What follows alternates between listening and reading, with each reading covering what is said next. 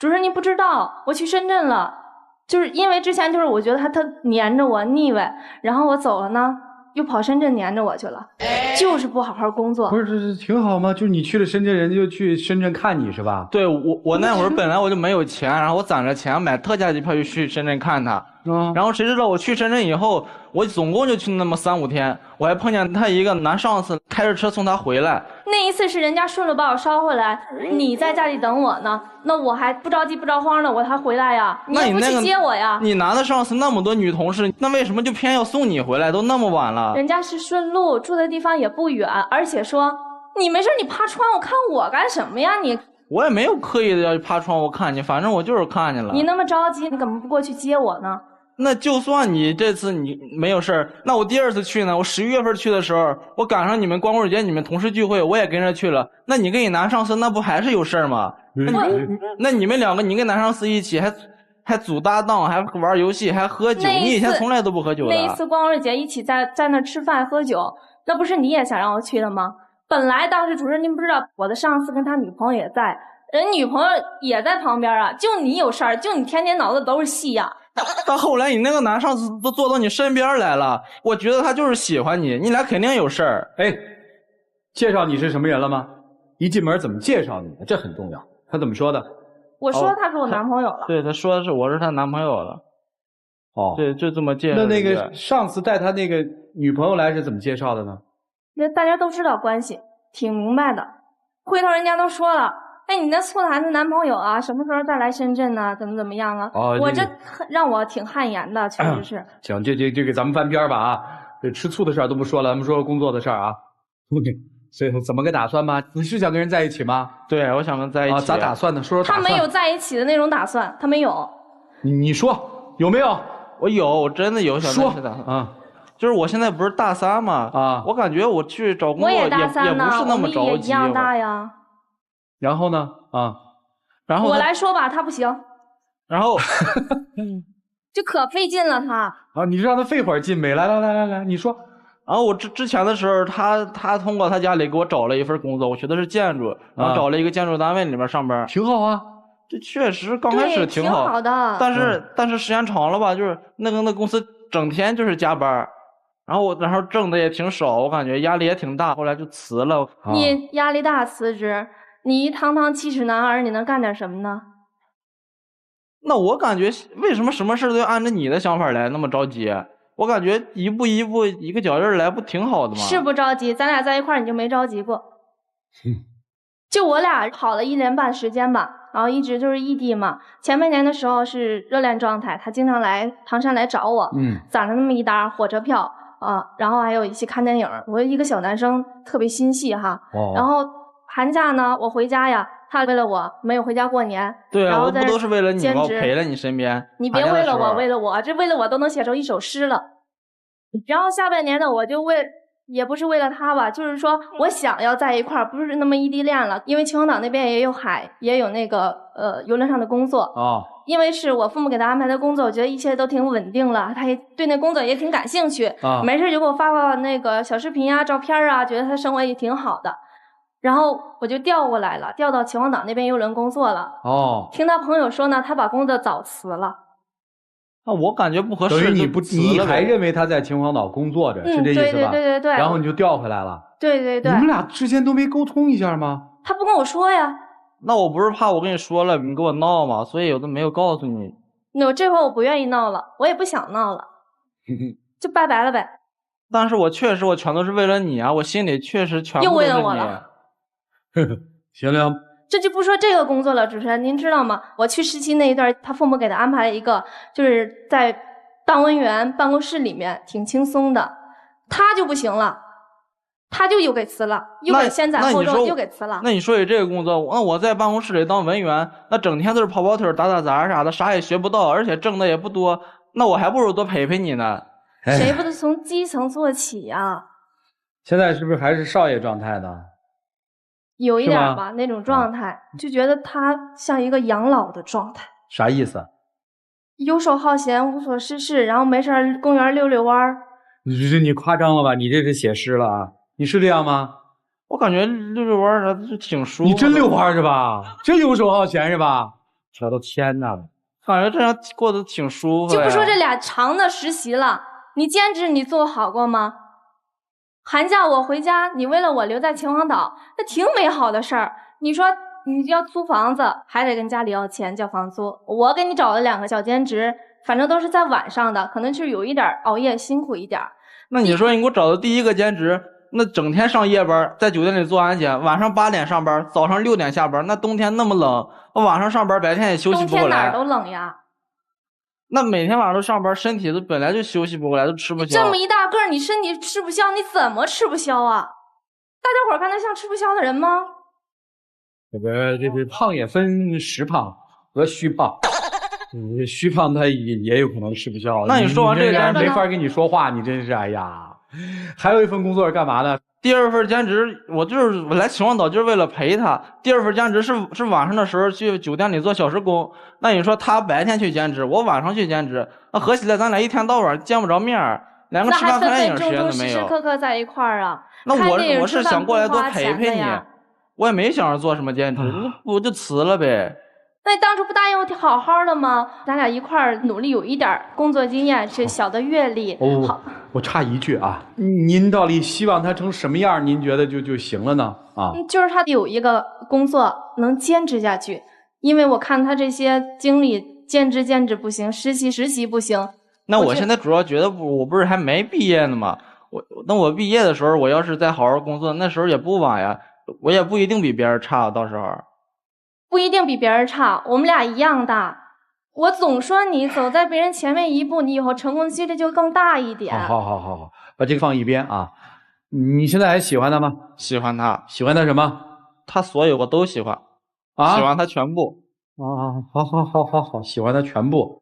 而且他平常花钱也挺大手大脚的，1-2公里的路不骑单车打车。那不是因为你在我身边，我感觉冬天挺冷的，那不是怕你冻着吗？人别的女朋友车接车送的，我也不想让你车接车送的。那咱能自己有车了再说呗。你买不起这个面包，你还跟家里一点一点要，一口一口给我，我觉得不好。我问你啊，你还喜欢他吗？不喜欢了。你今天来干嘛呀？我今天就是想跟他分手，不要对我死缠烂打的了，软磨硬泡的了。哦，好了，那我听明白了，你听明白了吗？嗯。哎呀，怎么一个弄得跟个妈妈一样教育儿子，把儿子对，老妈子一样，我就感觉有一点恨铁不成钢，扶不上墙。你看，恨铁不成钢啊！好吧，来吧，你们来吧，一起进入丘比特问卷。你呀，就是典型的当妈是择偶，所有的事情大包大揽，把对方当成自己的儿子，而不是恋人，所以造成了他今天这样啊。你有50%的责任，所以一定不要大包大揽。如果谈恋爱就轻轻松松的谈恋爱，不要当妈一样的去谈恋爱，太累了。而你呢，就是那种典型的眼高手低啊，叫这个工作苦，觉得那个工作累。这个世界上哪个工作不累啊？我告诉你一个真理，努力不苦，不努力的人生一定会非常的苦。你现在偷的懒，以后都会成为你的债，要来偿还的。不要以什么去看他，什么爱他，所以没有时间工作为借口。这都是你以我爱你为方式做尽了自私的事情。所以先学会成长吧，成长为一个男人，懂得担当，懂得男人的责任是什么之后，再来谈感情。祝你们幸福吧。三里啊，我刚才没数清楚，你到底是辞过几次职啊？辞过2次职。一共就2次吗？还有2个小兼职，还有2个小兼职，那就是4次嘛，对吧？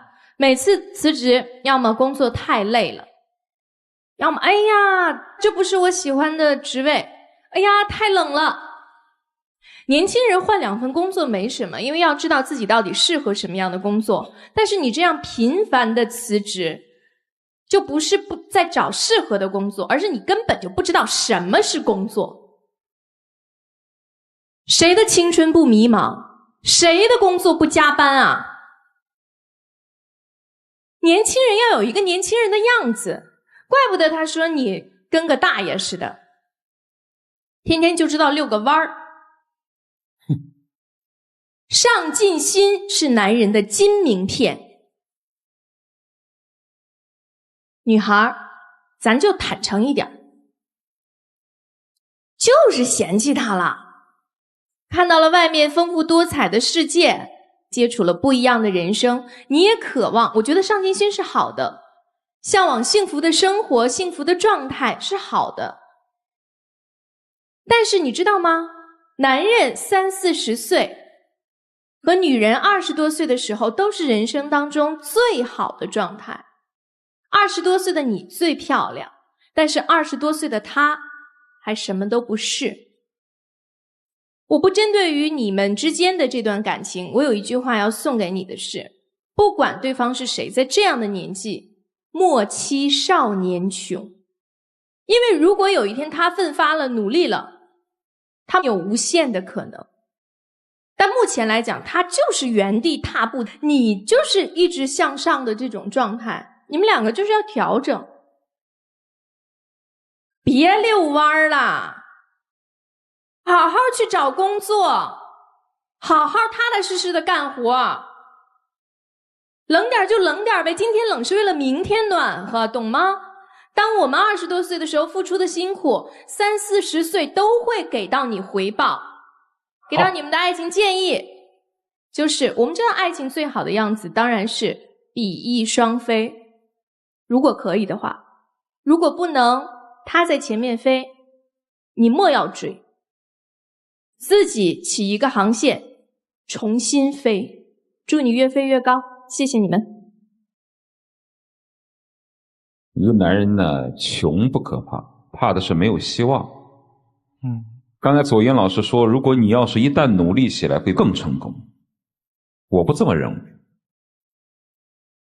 那是建立在一个男人有自尊的情况下，他才会这样。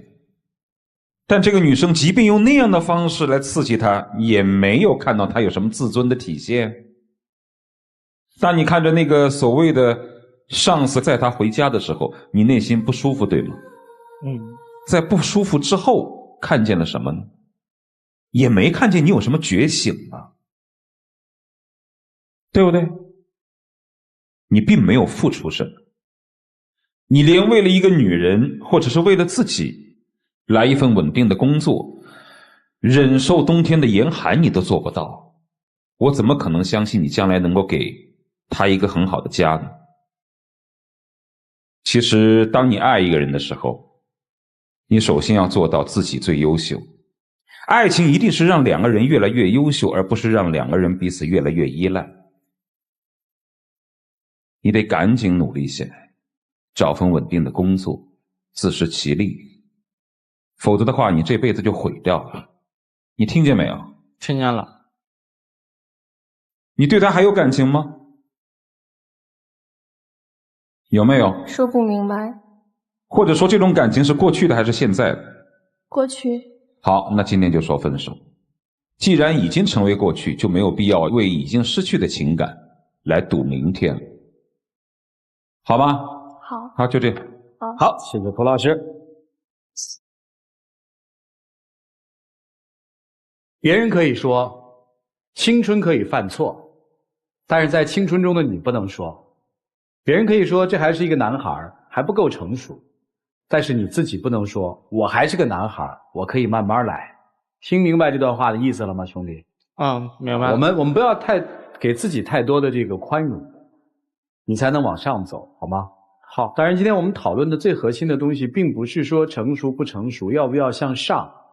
其实我们会发现这是两个生活态度的人，两个人持了不同的生活态度。男生反复强调一句话说你太着急了，女生似乎也没有意识到这个问题，对吧？到底急不急，因为每个人的看法是不一样的。像可能在他的性格里他觉得那就是急，在你的性格里那不叫着急，那叫上进，那叫奋进，对不对？所以如果回归到情感的角度来说，我觉得两个人已经不适合了，因为你们对未来的共同生活的目标你们认定是不一致的。那个爱即使有，就是过去的好感和回忆。男生你想想是不是这样？不年轻了，时间挺紧迫的，给自己敲一敲警钟，好不好？好。女生不要强求嘛，那是他的生活，你没有权利干预。你不能以爱之名说我非要求你，不合适你就让他自己去。我们尊重彼此对未来的想法，因为不是每个人都想着要成功的。男生也要尊重别人的选择。来，一起进入真情60秒。其实我一直都挺爱你的，我还是想留住你，我会为了你去改变，我也会去好好的找一份工作，然后踏踏实实的干下去，然后希望你可以不分手吗？这样的话我听太多了，我觉得你挺让我心寒，因为之前你对我那些小细节的一些关心，我出去工作你也挺温暖的对我，但是你不是我以后要走在一起的人。但是我真的会为了你去改变，真的，再给我一次机会吧。太空了，这样的话太空了。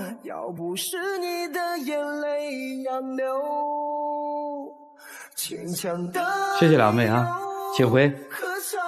谢谢两位啊。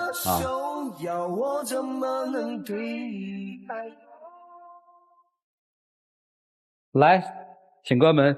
一场大学的恋爱，在要毕业的时候，恋情突然发生了变化，是因为女生希望能够很快的进入到这个社会的角色当中去，做一个她认为的积极向上的一个年轻人。而男生似乎还没有准备好进入到社会，还沉寂在学校的环境当中，沉寂在曾经的恋爱当中，因此一段不对等的恋情就摆在了我们的面前。请开门。